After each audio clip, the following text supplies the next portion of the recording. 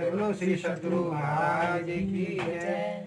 श्री प्राणनाथ प्यारे की जय हो। श्री प्राणनाथ प्यारे की जय हो। सद्गुरु महाराज की जय हो। सद्गुरु महाराज की जय हो। बोलो श्री प्राणनाथ प्यारे की जय। बोलो श्री सद्गुरु महाराज की जय। बंदो सतगुरु चरण को करूं सो प्रेम प्रणाम। अशुभ हरन मंगल करन धनि देव चंद्र नाम। श्री प्राणनाथ निज मूलपति श्री महराज शुभ नाम। तेज कुंवर श्यामा युगल को पल पल करूं प्रणाम। पल पल करूं प्रणाम। प्रथम लागू दो चरण को धनिये न छुड़ाइयो खिन। लात तली लालिया मेरे जीव के यही जीवन मेरे जीव के यही जीवन। इन पाँव तले पड़ी रहूं धनि नजर गुरो बहादुर। पलक न मारूं निर्गुण तेरे मेरे जीव के यही जीवन मेरे जीव के यही जीवन। बोलो श्री प्राणनाथ प्यारे की जय। बोलो श्री सद्गुरु महाराज की जय। चर्चा प्रारंभ होत है सुन लो साथ चित दे। भजो राज श्यामा श्री प्राणनाथ सखी जीवन हमारो। श्री महामति कहे साध जी भया चर्चा का भगत। अब तुम सुनियो चित दे लाल आगे आए बैठे न तखत। लाल आगे आए बैठे न तखत। बोलो श्री प्राणनाथ प्यारे की जय। बोलो श्री सद्गुरु महाराज की जय। श्री महामति कहे साथ जी शास्त्र कहे यूं कर। आगे अपनी बीतक सोली जो चित धर। सोली जो चित धर। महाकारण अब कहूँ फेर के।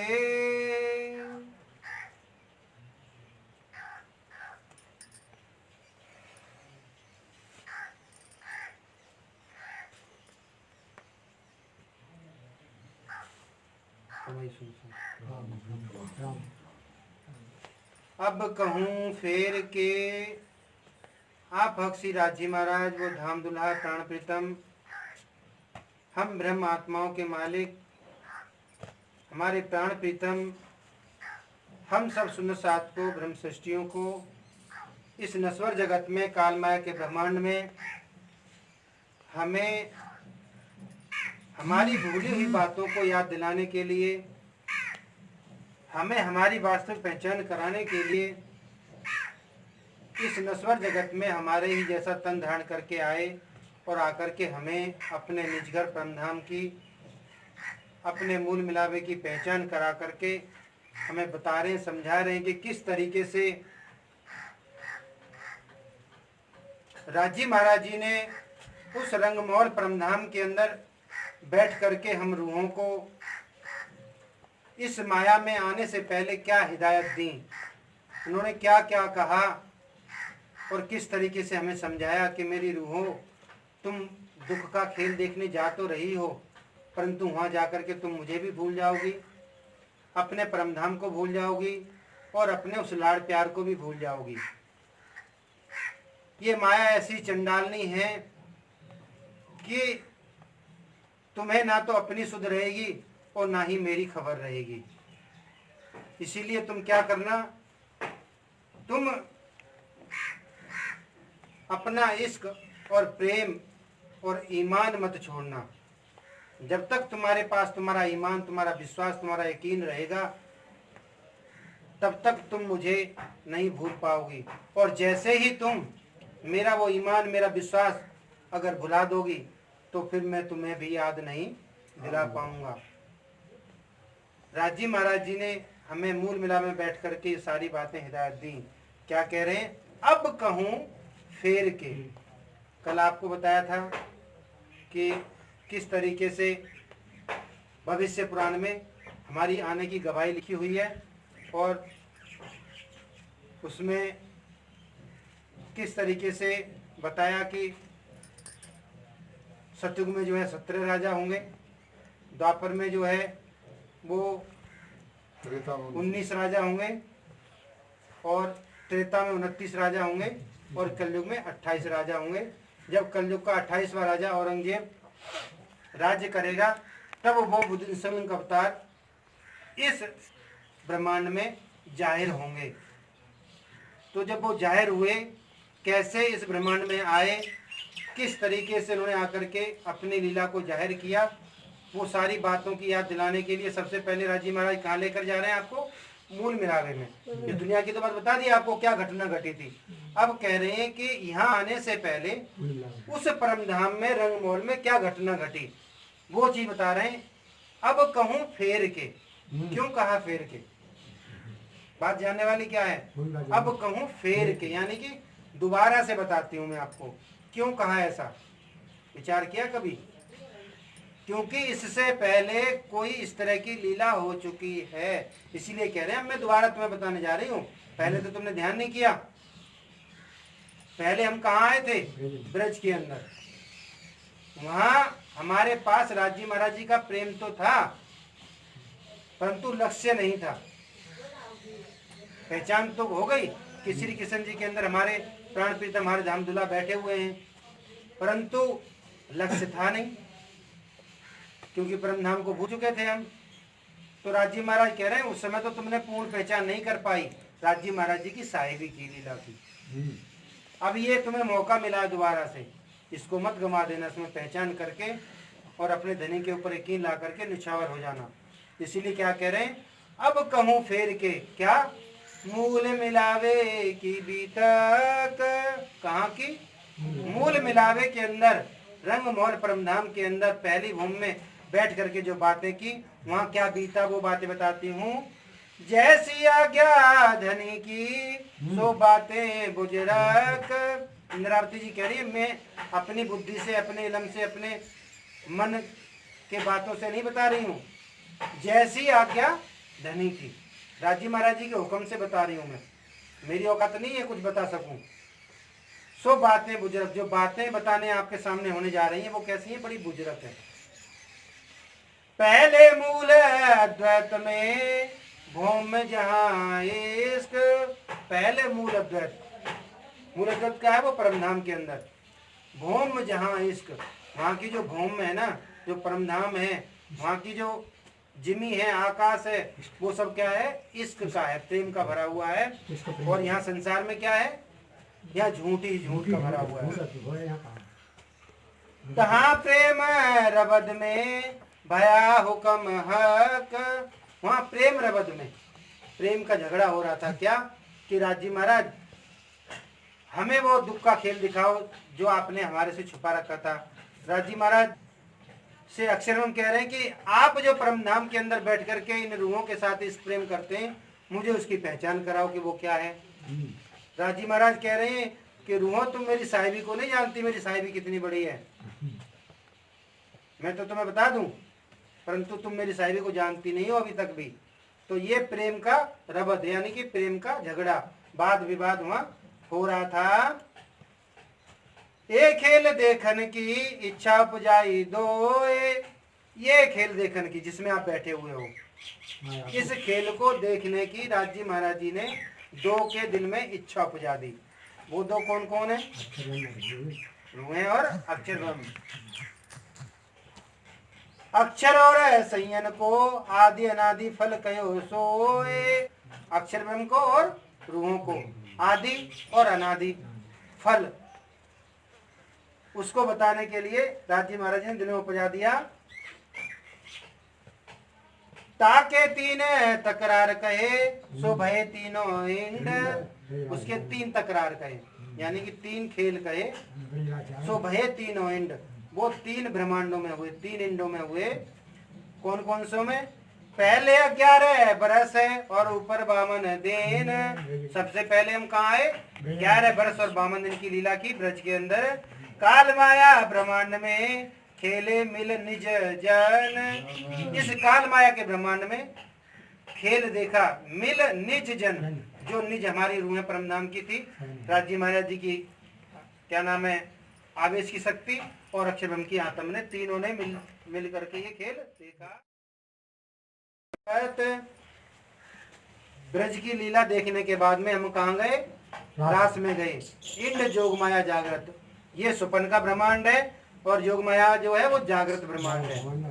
इस ब्रह्मांड में जिसमें आप बैठे हुए काल माया का ब्रह्मांड क्यों कहते हैं? यहाँ कोई भी चीज अगर बनती है तो वो लय को प्राप्त होती है, खत्म हो जाती है। और जोग माया के ब्रह्मांड में वहाँ कोई भी वस्तु अगर बन जाती है तो वो लय को प्राप्त नहीं होती, वहाँ अखंड हो जाती है। ये फर्क है। और परमधाम के अंदर ना कोई चीज बनती है ना कोई चीज खत्म होती है, विनाश हो जाती है। जहाँ विरह विलास दो देख के फिरेत, उस जोग माया के ब्रह्मांड में रास के अंदर विरह विलास दो देख के फिरेत। राजी महाराज याद दिला रही हैं। अब हम आए ना, अब कहूँ फेर के मूल मिलावे की भी था कि मूल मिलावे में इस समय क्या बातें हो रही हैं। तो क्या कह रहे हैं? आप पहले ब्रज में आए, फिर रास में आए। रास में आपने क्या किया? विरह विलास किया। राजी महाराज अंतर ध्यान हुए और उनके विरह में, उनके प्रेम में हम तड़पे। राजी महाराज जी ने दीदार दिया, वो आगे प्रसंग आएगा, सारा आपको बताएंगे। ये सारा रास की लीला देख करके हम कहाँ गए? वापस परमधाम में मूल मिलावे में पहुंच गए। ब्रजरास दो अखंड कर चेतन बुद्धि फिरे मन।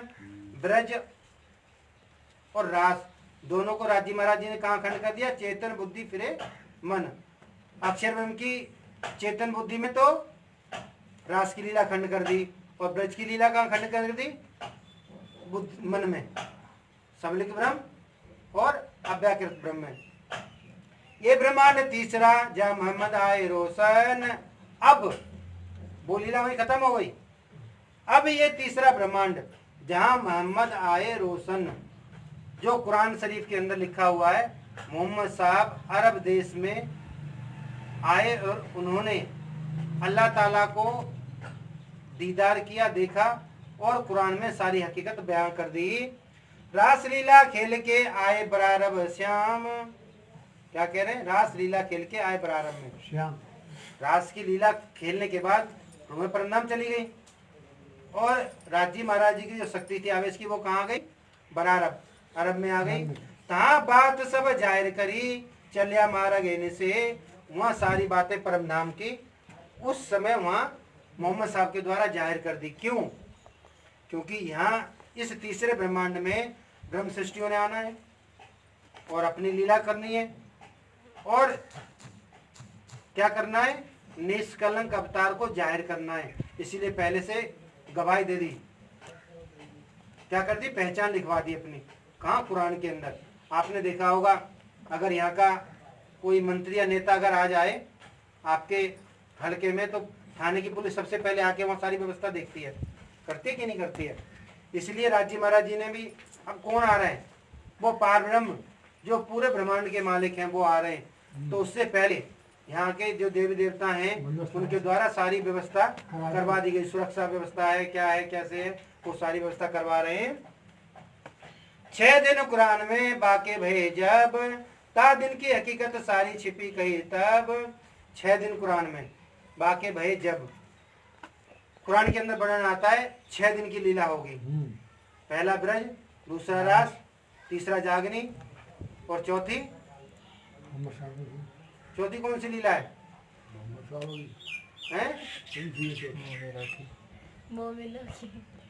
छह दिन की लीला कही गई है ना। 6ठे दिन की मोमिनों की है।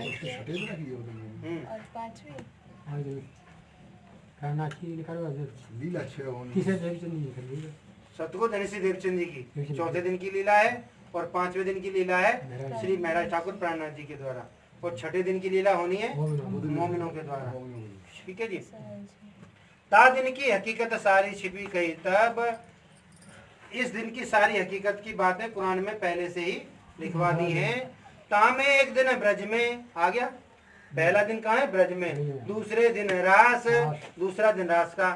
एक रात खेले देखे ब्रह विलास। 11 साल मोहम्मद इनकी लीला कहाँ हुई? ब्रज में हुई। एक दिन और एक रात की लीला कहाँ हुई? दूसरे दिन की लीला एक रात की लीला कहाँ हुई? रास के अंदर। मनोरथ पीछे रहे तब तीसरो भयो हिंड। कुछ मनोरथ इच्छा दिवरों की पूरी नहीं हुई, इसलिए तीसरा ब्रह्मांड ये बना। तामे आए बरारब अमर फैलाया ब्रह्मांड। तामे कहाँ आए? बरारब में आए। ये है दिन तीसरा रहे 60 बरस और 3। ये कौन सा दिन है? तीसरा दिन है। 60 बरस और 3 दिन की लीला हुई।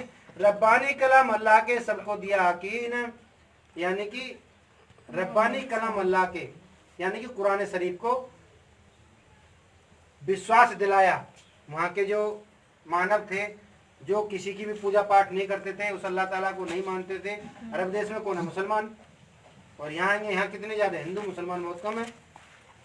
तो वहाँ कुरान के ऊपर मुसलमानों को यकीन दिलाया, उनको बताया कि अल्लाह का रब्बानी कलाम है, ये उनके मुखारबिन से उतरी हुई वाणी है, इस पे आप यकीन लेकर के आओ। उनको रोजा, हज, जकात, नमाज ये सब करके दिखाया और उन पे चलना सिखाया। शरीयत, तरीकत, हकीकत, मार्फत ये सब उन्होंने करके दिखाया। हम क्या कहते हैं? 90 प्रकार की भक्ति। और कुरान में क्या लिखा है? शरीयत, तरीकत, हकीकत, मार्फत। वहाँ पे भी 9 प्रकार की भक्ति है, हमें 9 प्रकार की भक्ति है। एक कथा बहुत है विस्तार नहीं शुमार, परे चौथे दिन की सैया करो विचार। ये कथा बहुत है, विस्तार नहीं शुमार, इसका कोई शुमार नहीं है। अब मोहम्मद साहब की पूरी बीतक अगर आपको सुनाने लग जाए तो वही बीतक चलती रहेगी, अपने जो मूल बात है वो रह जाएगी।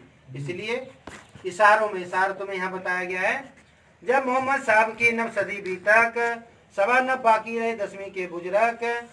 क्या कहना? जब मोहम्मद साहब की 9 सदी बीतक, 9वीं ईसा 10वीं, 9वीं ईसा 10वीं इमाम, 12वीं सदी फजर तमाम, ये छुपाई आती है ना। जब मोहम्मद साहब की 9वीं सदी बीत गई, 9.25 बाकी रहे, 9.25 साल वर्ष बाकी रह गए 10वीं के बुजुर्ग, और 10वीं अभी शुरू होने वाली थी। साल 9 से 90 मास नब हुए रसूल को जब, रू अल्लाह मिसल गाजियो सैया उतरे तब। साल 909 मास नब हुए रसूल को जब, मोहम्मद साहब को आए हुए जब साल 990 और 9 महीने जब बीत गए, तब कौन आए? रू अल्लाह मिसल गाजियो सैया उतरे तब। किसकी बात चल रही है? ये श्यामा महारानी जी की। सम्मत 1648 से आसो श्री 14 को जन्मे श्री देवचंद्र जी, आए प्रगटे मारवाड़ में। बोलो श्री प्राणनाथ प्यारे की जय, बोलो श्री सतगुरु महाराज की जय। यहाँ पे आपको बता दिया कि मोहम्मद साहब की लीला जो हुई वो कैसे हुई, किस तरीके से की। और सबसे पहले इस तीसरे ब्रह्मांड में जिसमें हम बैठे हुए हैं, सम्मत 1638 में आसो सुदी 14 के दिन श्री देवचंद जी का जन्म हुआ। देश कौन सा है? मारवाड़, कच्छ में। तामे गांव उमरकोट, मत्तू मेहता घर अवतार। मत्तू मेहता जी के घर पे उमरकोट गांव में एक अवतार ने प्रकट हुए। उनके जीव का क्या नाम है? देवापी।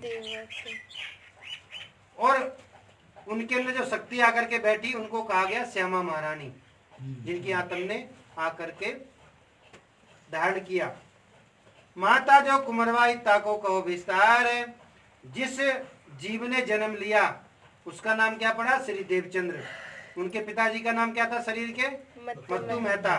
माता जी का नाम क्या है? कुंवरबाई। जब जन्मे मारवाड़ में घर अति आनंद नरनार, जिस समय जन्म हुआ तो उनके घर में अति आनंद उत्सव हुए, खूब आनंद मंगल गाए गए, बधाइयां गाई गई।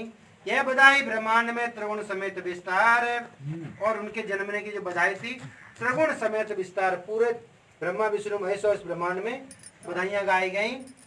सुखदाई सबन को अखंड करण हार, बोलो श्री प्राणनाथ प्यारे की जय। किसने जन्म लिया है? सुखदाई सबन को अखंड करण हार। ये जो जिस जीव का जन्म हुआ है इस जीव के ऊपर बैठ करके उस श्यामा महारानी जो राजी महाराज जी की अर्धांगिनी है उन्होंने लीला करनी है। इसीलिए क्या है, सबन को सुखदायी है, सुख देने वाला है, वाले हैं, सदा सत्य सुख के दातार। ये श्यामा महारानी जो है यही सुख का भंडार है।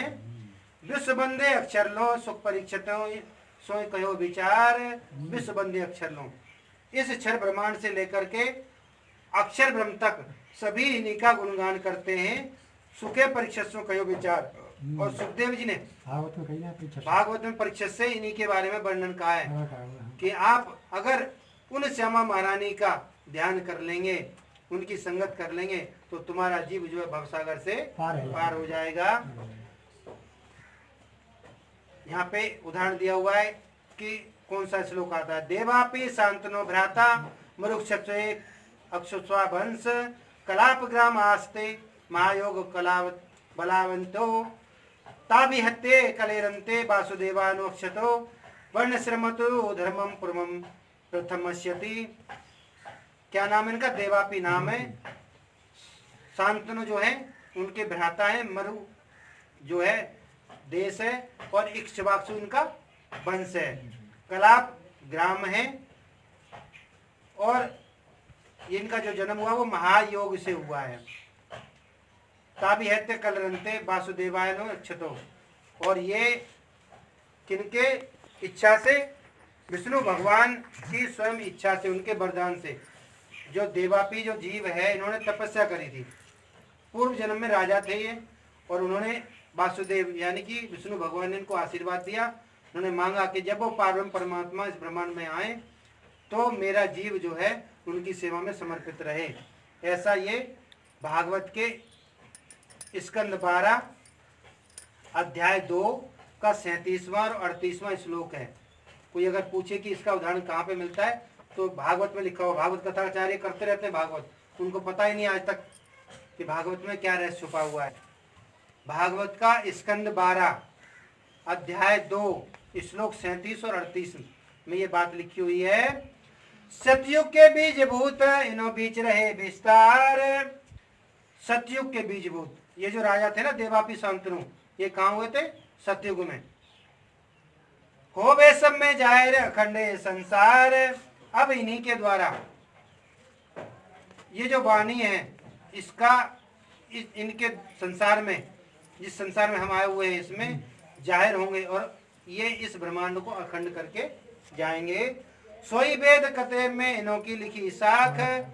यही वेदों में कतेबों में इन्हीं की गवाहियां लिखी हुई हैं। किसकी? श्यामा महारानी जी की। और उपनिषद भागवत में लिखी वाणी कई भाग, और उन उपनिषदों में भी भागवत में भी कई तरीके से साक्षी गवाहियां पहले से लिखवा दी गई हैं। जब को ये ब्रह्मांड है तब के ये वचन, जब से ये ब्रह्मांड खड़ा हुआ है तब से ये वचन, जन्म से लेके अभी तक जाके सुने पति जय मान। अब आपके सामने इस बीतक साहब के द्वारा इनके जन्म से लेकर के और जब तक इनको राजी महाराज जी का दीदार हुआ और किस तरीके से इन्होंने जागने का कार्य किया, वो सारी बात आपके सामने रखते हैं। ताकि ग्रंथ भाषा मैंने आप अपने किए सब, एक मिलाए खोल दीजिए ये बस्त पावे तब। ताकि ग्रंथ भाषा मैंने आए अपने किए सब। राजी महाराज जी ने इतनी सरल सुगम भाषा में इस बीतक साहब को हमारे सुन्नत साहब के वास्ते लिखा है, क्योंकि एक एक बात हमें समझ में आ जाए, कोई भी बात हमारे से छूटे नहीं। सोई शरत कुरान में लिखी 120 बरस, वो इस समय कुरान में लिखा था। कौन सा? 120 बरस का। 4 5 छठा दिन तब जाहिर हो बे अरस। 4 5 और छठा दिन तब जाहिर हो बे अरस। ब्रज की और रास की लीला में तो हम आए 4-5 और खेल देख करके चले गए। चौथे दिन की लीला, 5वें दिन की लीला, 6ठे दिन की लीला में, इन लीलाओं में राजी महाराज जी ने एक एक बात खोल करके रख दी। सब सृष्टि सजदा करे होवे जाहिर अखंड धाम। पूरी सृष्टि सजदा करे होवे जाहिर अखंड धाम। जब पूरी सृष्टि पूरा ब्रह्मांड ये राजी महाराज जी को सजदा करने लगेगा तब समझना कि ये बात वाणी जो है राज्य महाराज जी की पूरे ब्रह्मांड में जाहिर हो गई। जो याद नहीं अक्षर को सो सुध सबों तमा हुई तमाम। जो याद नहीं अक्षर को रोजाना हम बोलते हैं जो सो सुध अक्षर को नहीं सुखी नवेद केले करत, तो वो शुद्ध अक्षर ब्रह्म को नहीं थी, सो शुद्ध सबों हुई तमाम। वो सारी बातें आज इस ब्रह्मांड में वितक साहब के द्वारा और वाणी के द्वारा जाहिर हो गई। जो दृष्टि सुपन जीव की नहीं लिखी मैंने लगार। जो जीव इस संसार के कभी भी अपनी नजर से उस परम परमात्मा का दीदार नहीं कर सकते थे, उनके भाग्य खुल गए। वो साक्षात आज वाणी का राज्य महाराज जी के वांग में स्वरूप का दीदार कर रहे हैं।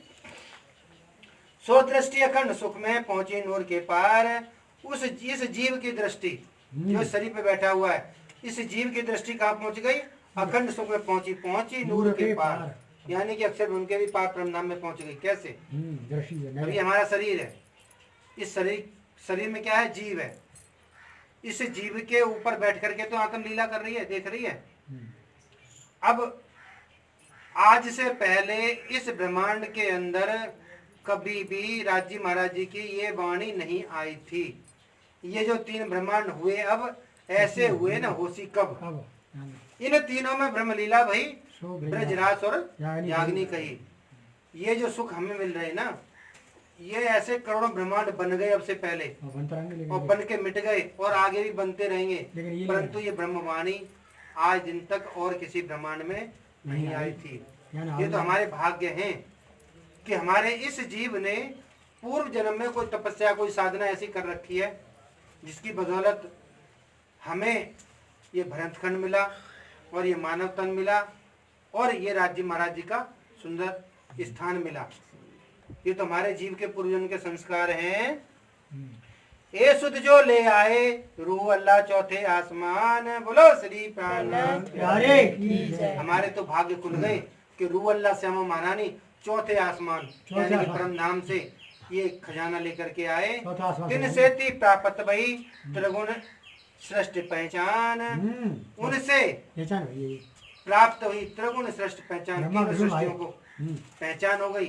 जीव, ईश्वरी और ब्रह्म,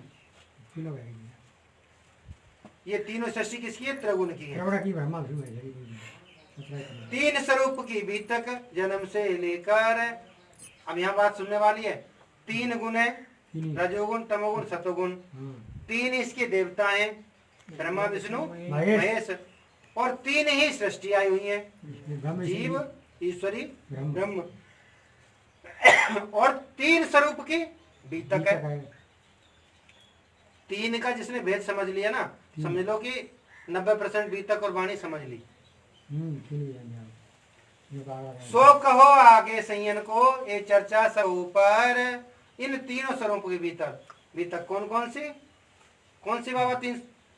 तीन स्वरूप कौन से जिनकी बीतक के बारे में बात हो रही है आज? तीन स्वरूप, एक देवचंद्र की वो और एक महराज और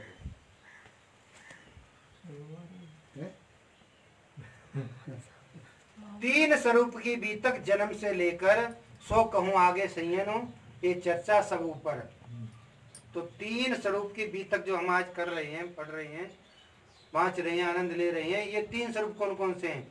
बसरी, मलकी और हक्की। कही मोहम्मद तीन सूरत, यही कुरान में आया है और यही यहाँ पे हम बात कर रहे हैं। मोहम्मद साहब, सतगुरु जैसे देवचंद जी और श्री महराज ठाकुर। स्वरूप कैसे हैं? क्योंकि राज्य महाराज जी की शक्ति ने, राज्य महाराज जी की पावर ने आकर के इन तीनों तनों के अंदर बैठ करके लीला की। सो कहूं आगे संयन को ये चर्चा सब ऊपर। किसके आगे कह रहे हैं? सो कहूं संयन को ये चर्चा सब ऊपर। देखो चरण बड़ा आसान है पर बात कितनी गहरी कह दी है। सो कहूं आगे संयन को। राजी महाराज जो बातें कह रहे हैं किसके लिए कह रहे हैं? किसके वास्ते कह रहे हैं? संयन को, जो ब्रह्म सृष्टि रूह है उनके लिए कह रहे हैं। ये चर्चा सब ऊपर, परंतु चर्चा किसके लिए? सबके लिए है। परंतु कहीं किसको जा रही है? रूहों को। वो ही समझेगा जिसकी निस्बत होगी। जिसकी निस्बत नहीं होगी ना, वो समझेगा ही नहीं, जानेगा ही नहीं। ये समझे नहीं। परंतु कहा तो सबको जाएगा, हाँ, सुनाने के लिए सबको सुनाई जाएगी। नहीं अरे ना सुनना साथ। परंतु यकीन मकसूदता को होइसी, जो करसी है विचार। बस भाई ये विचार करेगा। लाभ किसको प्राप्त होगा? जो विचार करेगा, विचार करेगा। यकीन लेकर के आएगा। इसी को आपके गांव में कितने लोग होंगे? कम से कम 2,500 की संख्या होगी। कोई ये विचार मेरा साथ हाँ परमात्मा की तरफ। क्यों 4-5 लोग बैठे हुए हैं? किनकी और का किसी का अंकुर नहीं है, अंकुर संबंध ना नहीं तो है, नसीब ना अंकुर ना बना लगा। संबंध है आपका।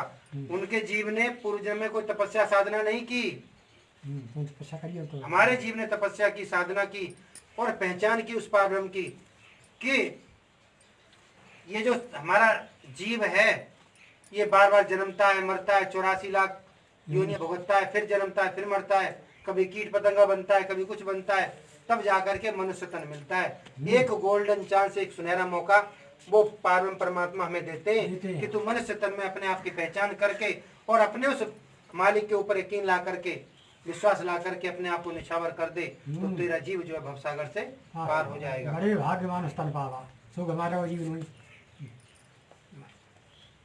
अब किसको कह रहे हैं? संयन को। चर्चा किसके ऊपर है? सबके ऊपर है। क्या कह रहे हैं? जब भया बरस 11वां तब मन उपजो विचार, मैं कौन कहाँ थे आइयो, कहाँ है मेरो भरतार। बोलो श्री प्राणनाथ प्यारे की जय। किसका जन्म हुआ था? देवचंद जी का भी बात कही थी ना आपको।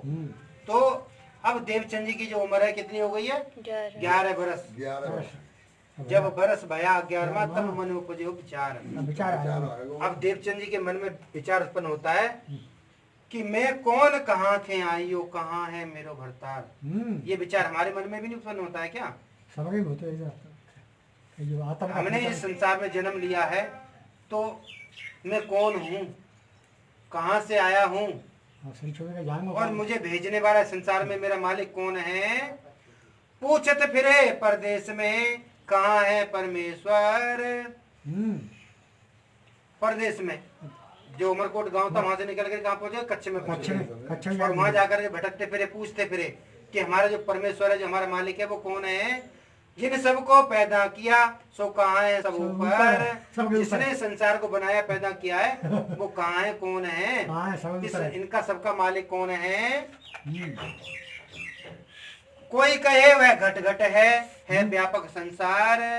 जब पूछते फिरे तो कोई तो कहता है कि परमात्मा तो घट घट में व्याप्त है, कोई कह रहा है कि नहीं परमात्मा तो पूरे संसार में व्यापक है। तब जाने वह निकट यही ग्रह में सार। जब सबने ये कहा कि परमात्मा तो घट घट में है और संसार में व्याप्त है, तो समझने लगे कि तो वो मेरे नजदीकी कहीं है। यही ग्रह में सार। यही तो मैं जानना चाहता हूँ कि परमात्मा है कहाँ। एक देवरा तहाँ रहे तामे सूरत मूरत पिंगल श्याम। एक देवरा तहाँ रहे, एक मंदिर था गांव के बाहर, तामे सूरत पिंगल श्याम। उसमें एक श्याम जी की, श्री कृष्ण जी की मूर्त रखी हुई थी। आगे यहाँ विराजते दही प्रदक्षिणा उत्थाम। रोजाना सुबह उठ करके नित्य प्रति क्या करते? परिक्रमा करते और मूर्ति को प्रणाम कहते। बड़े विचार करने वाली बात है। ले लौटा घर से चले दंत धावन के काज। क्या सुबह रोजाना उठ करके अपना लोटा लेकर के रोजाना का नित्य क्रियाक्रम के लिए जाते थे और जब वापस लौटते थे तो आकर के फिर उस मंदिर में जो पिंगला जी की, श्याम जी की मूर्ति थी, उसके आगे दंडवत परिक्रमा करते, प्रणाम करते। क्या घटना घटती है? शुद्ध आकार करके फिरे आवे न मन में लाज। शुद्ध आकार करके फिरे आवे न मन में लाज। लोटा लेकर के नित्य क्रिया से तो होकर के नहा धो करके फिर मंदिर जाते थे। ऐसा नहीं कि ऐसे चल दी। रोजाना नियमबद्ध तरीके से नित्य इत प्रदक्षिणा देवे एक पौर। एक पैर देते नित्य इत प्रदक्षिणा देवे एक पौर। एक पौर में कितना टाइम होता है? 3 घंटे। रोजाना नियमबद्ध तरीके से 3 घंटे तक रोजाना परिक्रमा देते और मूर्ति को प्रणाम करते। एक भी दिन उस मूर्ति ने प्रणाम का जवाब नहीं दिया। और हम कहते हैं देवचंद्र जी को तो राज जी महाराज मिल गए, उनको तो आकर के दीदार दे दिया, उनको तो पहचान करा दी। हमें तो पहचान होती नहीं, है का हमें तो राज्य महाराज दिखते नहीं, देखते नहीं और दिखना हम तो चर्चा कर ही नहीं पाते, हमारी तो समझ में कुछ आता नहीं। सुनो साथ जी, विचार करो, रोजाना उठ करके नित्य प्रति एक पैर तक 3 घंटे तक परिक्रमा करते कितनी कसनी उस करी? मूर्ति की, क्या इतनी कसनी हम कर सकते हैं? सब ये है मुझे कर सकती हमारे गांव में 10 कदम पे मंदिर बना हुआ है, हम अंदर आकर के राज्य को मत्था तक नहीं देखते, प्रणाम तक नहीं कर पाते। सही बात है माया ने ऐसा जाल खींचा हुआ है, अहंकार दे माया ऐसा फंसाया हुआ है हमें कि हम दुनिया के काम काजों में से टाइम नहीं निकालते। टाइम लगा उनके दिल में चोट लगी हुई थी। क्या अभी कहा था ना, क्या आया था, मैं कौन, कहाँ थे आइयो, कहाँ है मेरो भरतार। ये दिल में चोट लग गई कि मैं कौन हूँ, कहाँ से आया हूँ और मेरा मालिक कौन है, उसकी पहचान तो मुझे हो जाए। इसीलिए उस पहचान को करने के वास्ते रोजाना नित्य प्रति प्रदक्षिणा करते हैं, फिर दंडवत करके मेहनत करें तिजोर, ऐसे नहीं दंडवत परिक्रमा करते। लेट के चल गए उस देश में साध संत आवत नाही कोई, और उनके यहाँ कच्छ देश में जहाँ उनका गांव था, कौन सा, उमरकोट गांव, वहाँ कोई साधु संत महात्मा भी नहीं आते थे जिससे वो पूछ ले, बात कर ले कि भाई परमात्मा कौन है।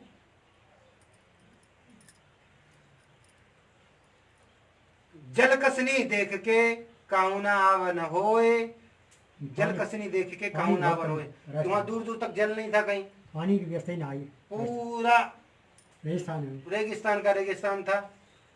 एक बेर मत्तू मेहता संग आए हते कच्छ देश, ता देवरे साथ बहुत देखे बीच विदेश।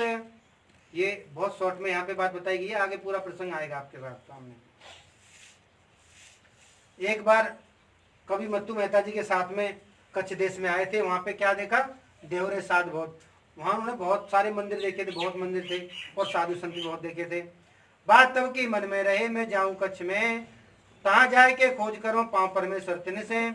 वो बात उनको ध्यान थी कि मैं कच्छ में गया था पिताजी के साथ में, तो वहां पे बहुत मंदिर थे और बहुत साधु संत महात्मा थे, वो मन में बात थी। तो वही कह रहे हैं कि अब मैं क्या करूंगा, कच्छ देश जाऊंगा और वहां जाकर के खोज करूंगा पांव परमेश्वर तिन से, तब मुझे परमेश्वर मेरे मालिक जो है वो मिलेंगे।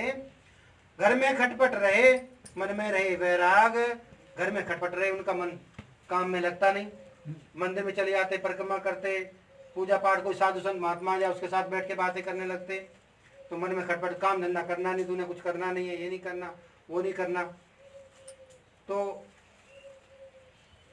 मन में बैराग छाया हुआ था, तो घर में तो खटपट होती। दुनी से बैर रहे, उन्हें देख लगे आग, दुनी से बैर रहे। नुसा जी ध्यान कर लो क्या कह रहे हैं, दुनी से बैर रहे, उन्हें देखे लगे आग। जो दुनिया वाले लोग थे ना, वो तो अपना बैरी दुश्मन समझते थे और उन्हें देख करके उनके मन में आग लग जाती थी। आज भी वही हाल है, बदला नहीं है। भाई हाल है, भाई हाल है। अगर आप राजी महाराज जी के रास्ते पर चल रहे हो, राजी महाराज जी के खोज पर चल रहे हो, तो आज भी दुनिया के लोग जो हैं आपसे दुश्मनी रखेंगे, दूर से देखते ही, आपको देखते ही जल बन जाएंगे। दही सिखापन बहुत कर कर थके सबको, सबने बहुत सिखापन दी। अरे कहाँ मंदिरों के चक्कर में पड़े हो, क्यों मंदिर बनवाना चाहते हो, क्या जरूरत है मंदिर बनवाने की, ऐसी सही है, ऐसी चलने दो, खाने कमाने दो, तुम भी खाओ कमाओ, हमें भी खाने कमाने दो। यही बात समझ में, संसार यही कहती है, तुम भी खाओ कमाओ, हमें भी खाने कमाने दो, क्या जरूरत है मंदिर बनवाने की, स्थान बनवाने की।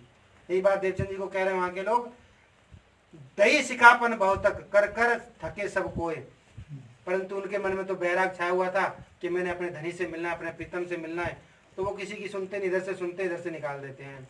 तो राजी महाराज जब उनके ऊपर विराजमान आए तो चौंक ए फिराए ज्यों फिरे, कहे समझावे सोए।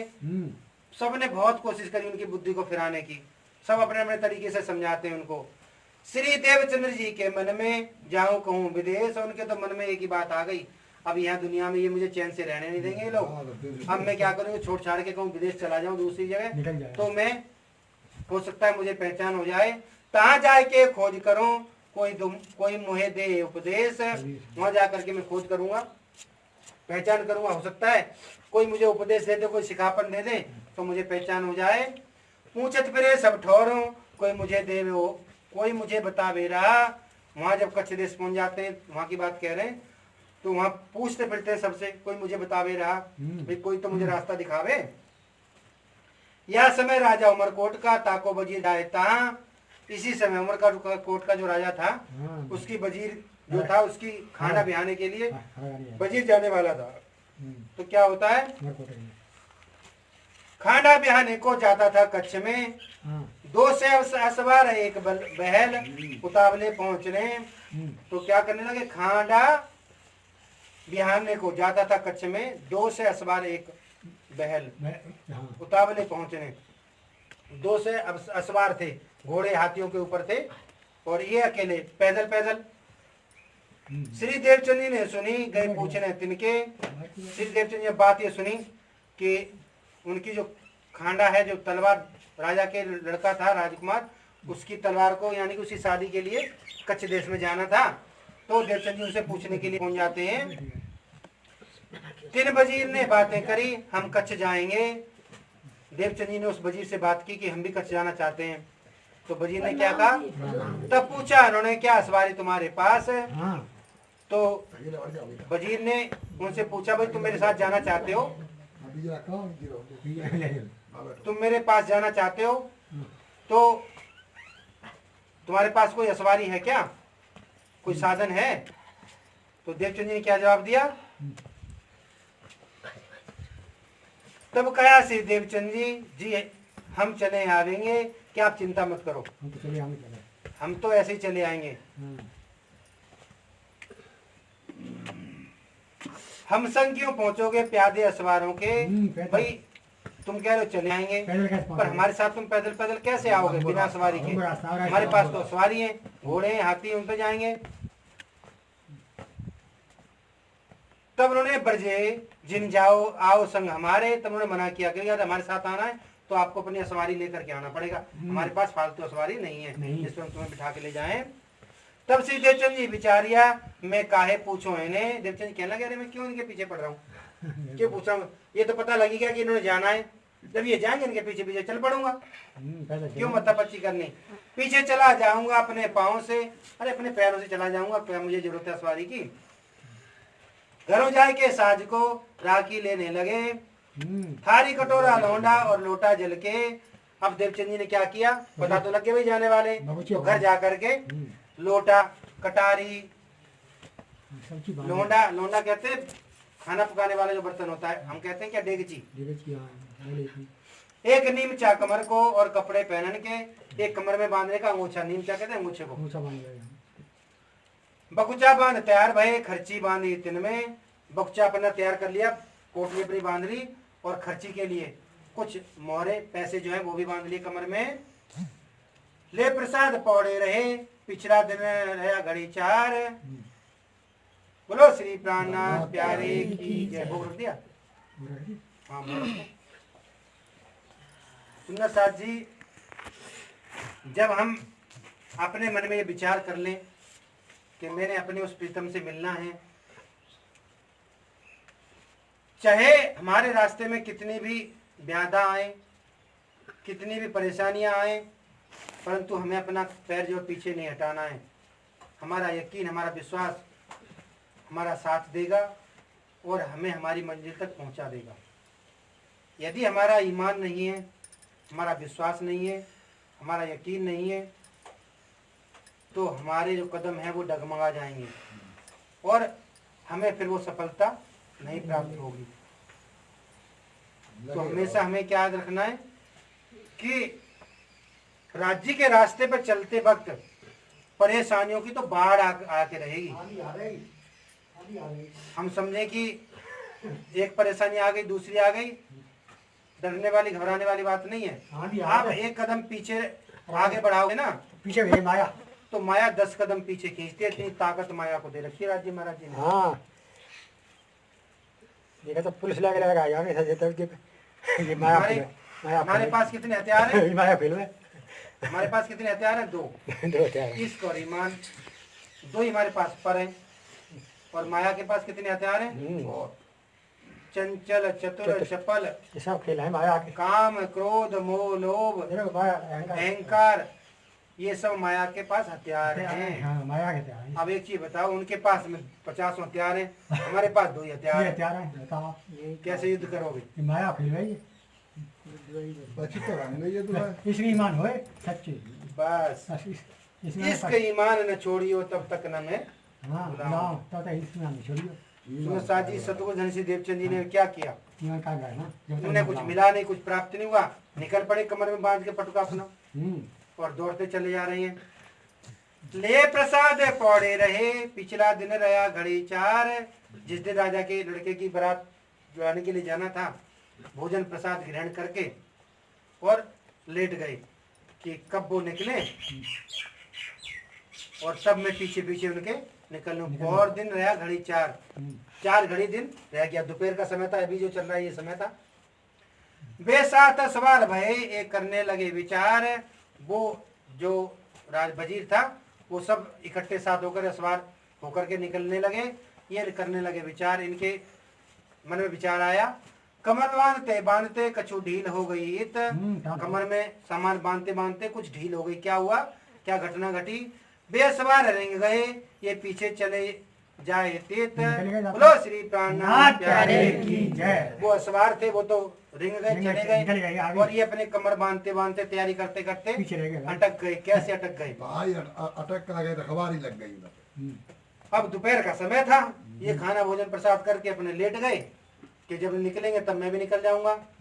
उधर माता पिता ने जैसे दरवाजा है, जैसा ये दरवाजा है, ऐसे छाया में, पेड़ की छाया में खाट बिछा ली अपनी, और पति पत्नी दोनों बातें करने लगे। वो वहां बैठे हैं दरवाजे पे, ये अंदर है। अब दीवार चारों तरफ से मकान की दीवार है। अब जाए निकल के तो कैसे जाए? पोटली पोटली लेके जाएंगे तो माता पिता पूछेंगे नहीं कहाँ जा रहा भाई। अब उधर तो वो राजा अपनी बारात लेकर के निकलने लगा और यहाँ फंस गए। चले अति उतावले मन में पहुंचे धाए, बेसवार ये प्यादे क्यों कर पहुंचो जाए। अब जब वो वहां से हटे, शाम का वक्त हुआ, कुछ काम धंधा करने का वक्त आया। ऊंट घोड़ों को, हाथियों को, क्योंकि उनका ऊंटों का व्यापार, घोड़ों का व्यापार था, उनको चारा वारा डालने के लिए जब वो उठे वहां से, तब वो वहां से फटाफट तैयार होकर निकल के भागे। अब वो तो चले गए दूर। पूछा किसी से, भाई राजा की जो बारात जानी थी वो कहाँ की? वो देखो धूल उड़ रही है। अरे यही तो पहुंचे, अभी धूल दिख रही है मुझे, अब पकड़ लेता हूँ। तो वो असवारों पे ये पैदल पैदल उनके पीछे पीछे भाग पड़ते हैं। विश्वास भाग जा रहे हैं। सुनसा जी, यकीन हमारे जैसा होगा तो क्या कहेगा? अरे यार वो तो घोड़े पे मैं पैदल पैदल कहाँ जाऊंगा, कहाँ मारा फिरूंगा, छोड़ो फिर देखा जाएगा कभी ना। मन में दृढ़ कर लिया, निश्चय कर लिया कि ये करना है तो करना है, फिर पीछे कदम नहीं हटाया। यूं करते चले गए, बीच पड़ी आई रात। ऐसे करते करते, अरे यही तो पहुंचे, अभी भाग पकड़ता हूँ, अभी पहुंचता हूँ। ऐसे करते करते रात का समय हो गया, अंधेरा होने लगा। ये मुलक रेतिए का ये किनसों करे बात अकेले। वो तो भाई 200 थे, बात करते करते निकल गए। ये अकेले पीछे पीछे भागे चले जा रहे हैं। उधर अंधेरा होने वाला है और रेतीला मुल्क है, कोई दूर दूर तक पेड़ न पौधा, न कोई इंसान, न कोई जात, न पशु पक्षी, न कोई। बात किससे करें? अकेले भागे चले जा रहे हैं। तहाँ चली रहा न पाइए भय चोरन का जोर। अब वहां जैसे निकलते हैं तो रास्ता का पता नहीं ठिकाना, रेत का टीला ढेर यहाँ लगा हुआ है, हवा इतनी तेज चल रही है, और बढ़िया तो रेत का टीला उड़ के इधर देखते तो इधर पड़क जाता है, कभी इधर रास्ता ही नहीं मिल रहा है। राजस्थान में ये तो होती है। और ऊपर से चोरों का डर। एक दो निभा न सके है इन बात का ठोर। एक दो जनों का तो ठिकाना नहीं है, इस तरह का ठोर है ये। एक ढेर बाव उठाए खड़ा करे तरफ, और हवा इतनी तेज चल रही है कि बालू का, रेत का ढेर जो है, हवा उठाए इधर से और उधर पटक दे। एक ढेर बाव उठाए खड़ा करे तरफ, और फिर तहाँ बाव लगे, ढेर लगे और रेत का ढेर यहाँ से उठ कर रेगिस्तान में तो पता ही लगता कि ये पगडंडी जा रही है, रास्ता जा रहा है और हो जाए। वह बालक मन दहशत पेट में उठा दर्द। ऐसे करते करते भागे चले जा रहे हैं। अब क्या हुआ? ऊपर से तो बालक, मन में दहशत बैठ गई, ऊपर से क्या होगा? पेट में दर्द। ना जाने आगे पीछे है कौन जागा सरहद। अब अंधेरा हो गया तो ना तो पीछे का कुछ दिखाई दे रहा ना ना आगे का कुछ दिखाई दे रहा।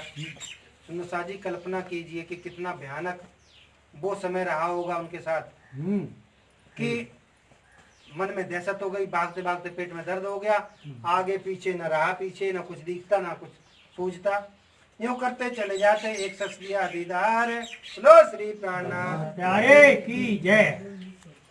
सुंदर साथ जी, जब दुख आता है ना, परेशानी अब आती धनी है, आता साक्षात। तो राजी महाराज हमें आकर के दीदार देते हैं। परंतु कब देते हैं? जब हमारा यकीन और विश्वास होता है। हाँ तब विश्वास था, यकीन था, भागे चले जा रहे थे, मुझे मिलना है, मुझे ढूंढना है।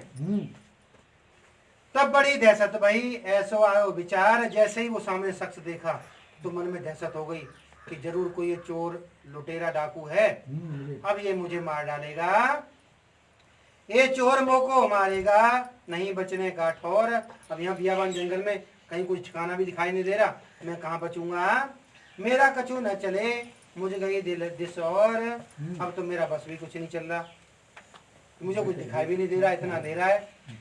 इतने में आ गया, हो गई मुलाकात। इतना सोच ही रहे थे कि ये शख्स मुझे मारेगा, अब मुझे कहीं बचने का ठौर ही नहीं है। इतने में तो लंबे लंबे पैर रख के वो शख्स जो है सामने आकर के खड़ा हो गया। बोलो श्री प्राणनाथ। देखते ही दहशत भई, वह कहने लगा बात, सुंदर साथ जी, सुंदर साथ जी देखो, साक्षात राजी महाराज अपना स्वरूप धारण करके आए और जब सामने आज इनको ढूंढते फिर रहे हैं, हाँ, उनको देखते ही डर गए। ये माया ऐसी है, आंखों पे जो पर्दा है वो ऐसे पड़ जाता है कि हमारा अपना मालिक, हमारा प्रीतम हमारे सामने खड़ा होता है और हमें पहचान नहीं होती है। राजी महाराज ये बताना चाहते हैं हमें, शरीर तो हमारे जैसा है ना, तन तो हमारे जैसा है, जब ये मिलने आए, बात करने आए तो हमें चोर डाकू लगने लगे। मन में दहशत हो गई।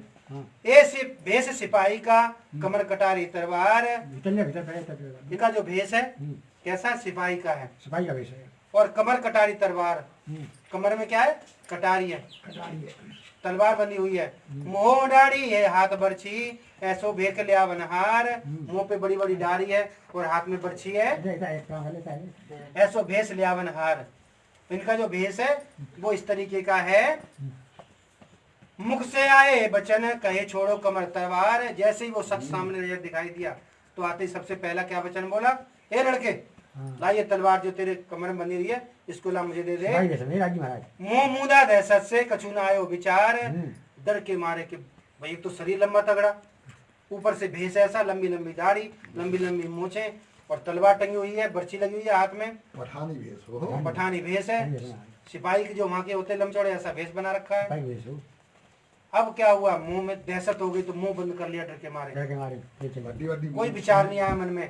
तुरंत तुरंत तलवार छोड़ के दई हाथ में श्री राज। बोलो श्री, तो लेके आए थे ना घर से कि अगर कोई रास्ते में डाकू लुटेरा चोर मिलेगा तो इस तलवार से मैं उसका मुकाबला करूंगा, कैसे मेरा नुकसान पहुंचा देगा। वो तलवार डर के मारे चुपचाप निकाल कर पकड़ा दी। दई हाथ श्री राज, सामने आए, दीदार दिया, पहचान हुई, हमें क्या लग रहा है, चोर है। तलवार किसके हाथ में पकड़ा है, क्या लिखा है, साफ लिखा है, तुरंत तलवार छोड़ के दई हाथ में श्री राज।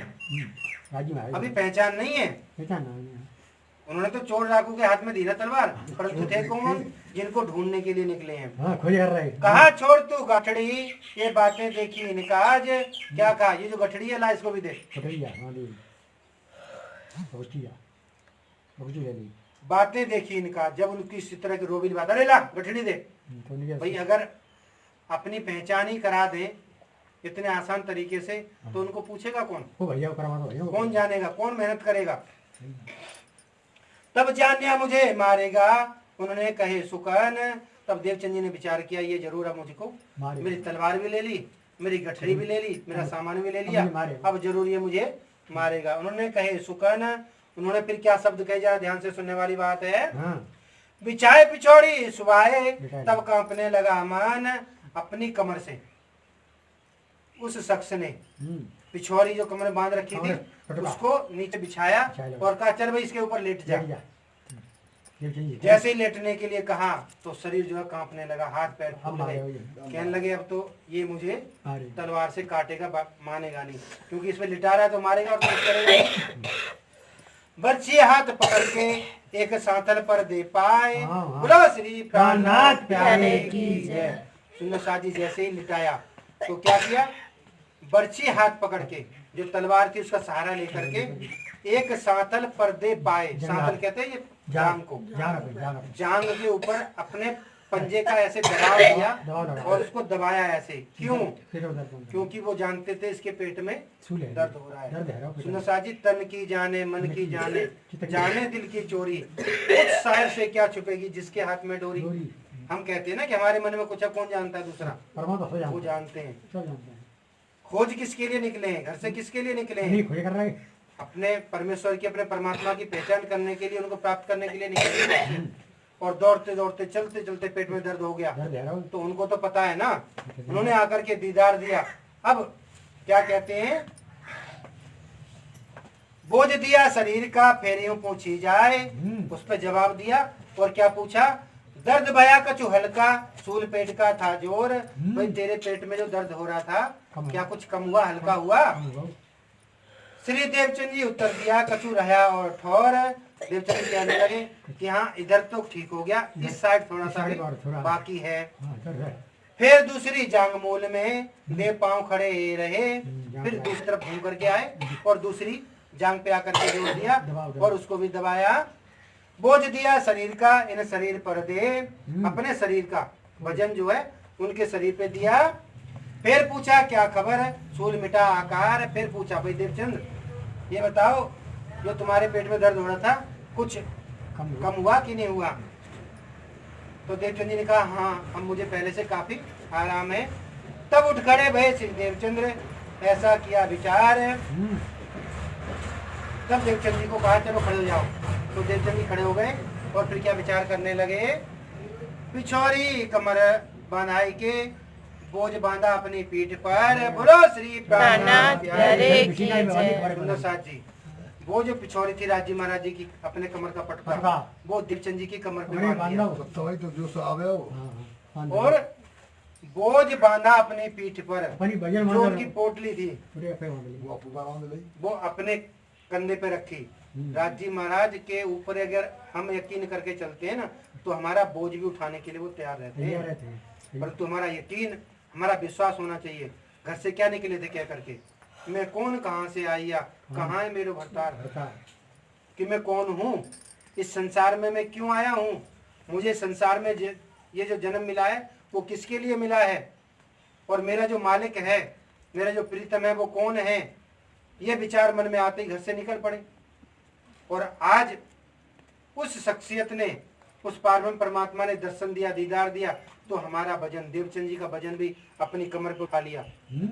क्या हमारे साथ भी ऐसा नहीं हो सकता है? हो सकता है, परंतु जब हमें यकीन हो जाए, विश्वास हो जाए कि मेरा मालिक है और मैं उसे प्राप्त करके मानूंगा, उससे पहले मैं चैन से नहीं बैठूंगा।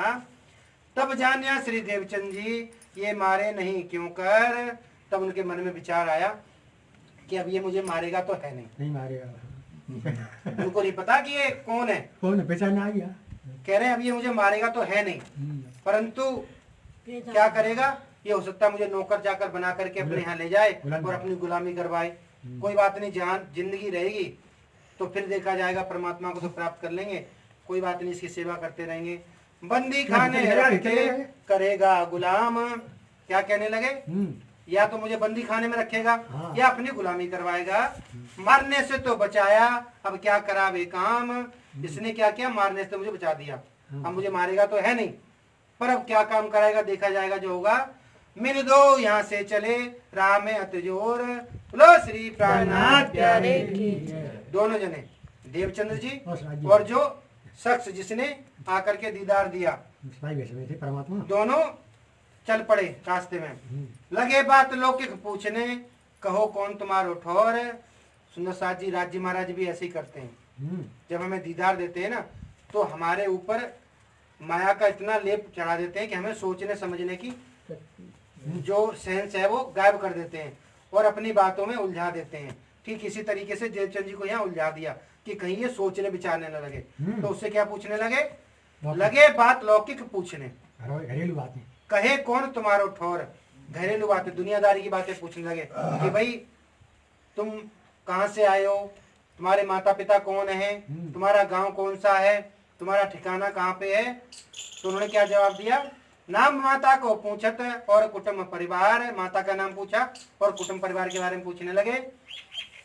ताको उत्तर देते हैं चले जाएं तिनलार। तब देवचंद जी ने उनकी बातों का उत्तर दिया, जवाब दिया कि मेरी माता का नाम जो क्या है, कुंवरबाई है, और मत्तू मेहता मेरे पिता का नाम है, और उमरकोट मेरे गांव का नाम है। देवचंद्र उत्तर दियो रहे उमरकोट गांव। उन्होंने उत्तर दिया कि मेरा गांव जो है उमरकोट है।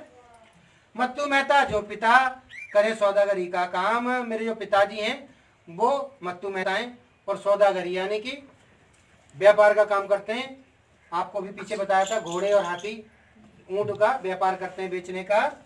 फिर खबर देश की पूछने लगे सुकन, फिर देश की बात पूछने लगे कि भाई तुम्हारा राजा कैसा है, तुम्हारे को सताता तो नहीं है, कोई कष्ट तो नहीं देता है, कौन राजा तुम देश को, कैसो ताको चलन, तुम्हारा राजा कौन है, उसका चलन कैसा है, उसका चाल चलन कैसा है, कौन वजीर ताके रहे, क्यों कर चलत व्यवहार, उसका वजीर कैसा है, उसका व्यवहार कैसा है।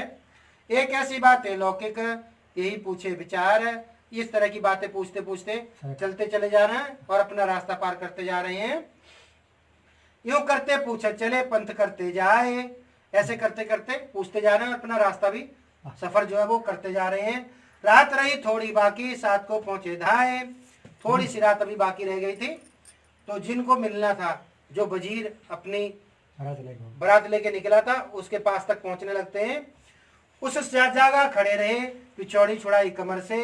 जब देखा भाई हाथी घोड़े भी पूरी दिन चले और रात भर चलते रहे, उन्होंने क्या करा, अपना डेरा डाल लिया और टेंट तंबू टान करके अपना खाना पीना बनाने लग गए थे, वहां पर रुके हुए थे। तो पीछे से जब ये पहुंचते हैं तो उन्होंने क्या किया कि भाई रुको देवचंद, ये पहचानो जरा, ये तुम्हारे जो लोग हैं वही हैं क्या। तो इतने में क्या किया, अपनी कमर से पिछौड़ी, जो उनकी पोटली थी, जो पिछौड़ी बांधी हुई थी, वो पिछौड़ी भी छुड़ा ली, अपना पटका दे दिया। अपनी पीठ पर गाठड़ी सो दईसी देवचंद जी को इन समय, और उनकी जो गठड़ी थी जिसमें सामान लेके आते खाने पीने का, वो गठड़ी अपने पीठ से देवचंद जी को पकड़ाई कि ये भी तुम्हारी गठड़ी है, ये भी पकड़ो तुम।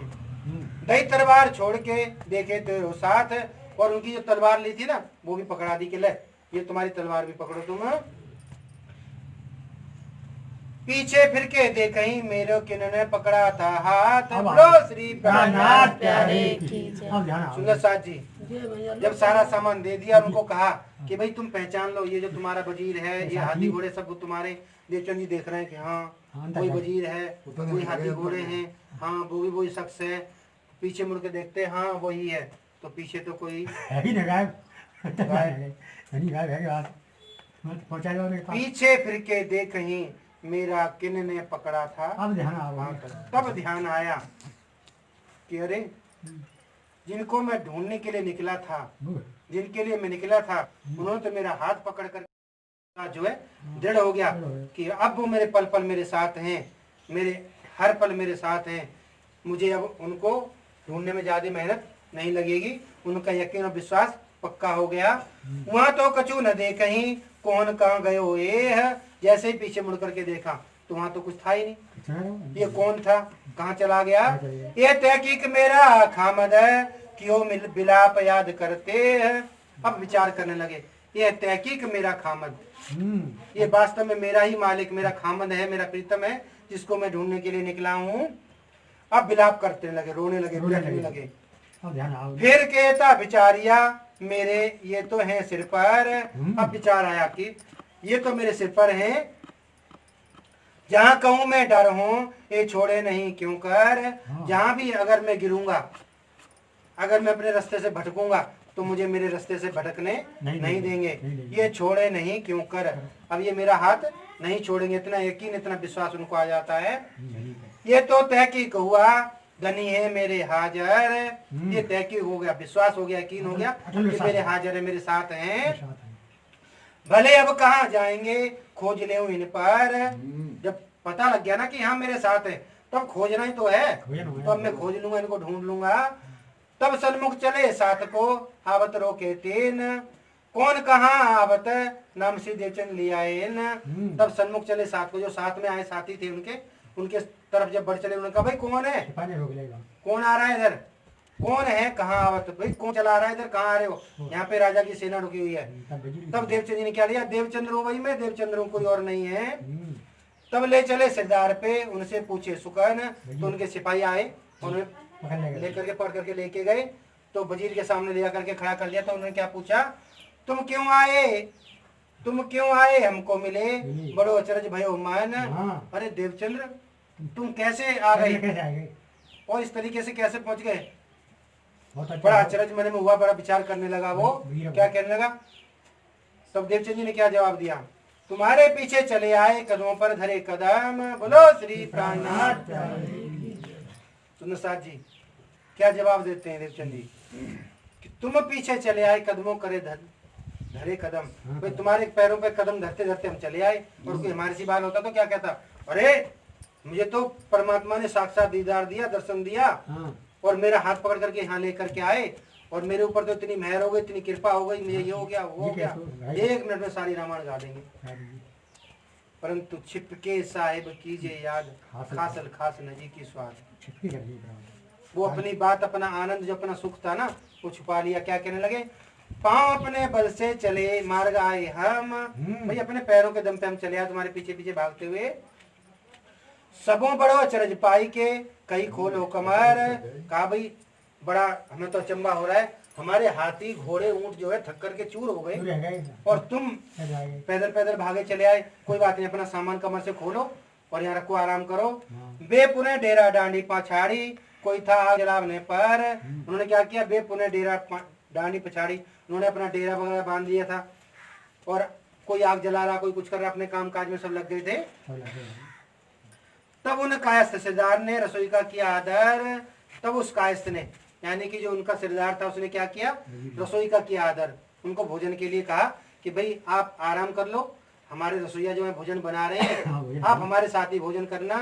तो देवचंद जी ने क्या जवाब दिया, चाहो तो सीधा ले वो, या आओ रसोई पर, या तो भाई तुम्हें कोई परहेजो कोई दिक्कत हो तो सीधा ले लो, यानी कि हमारे से राशन ले लो, या रसोई पे आ जाओ, हमारी रसोई बन रही है, आप भोजन करो। तब से देवचंद जी ने यूं कर दिया जवाब। देवचंद जी ने क्या जवाब दिया, सुनो, मैं अपने हाथों करत हूँ, कया काया सतिन के बाब, कि मैं भोजन जो है अपने हाथ से बना करके अपने हाथ से खाता हूँ, किसी के हाथ का बना हुआ भोजन में नहीं करता।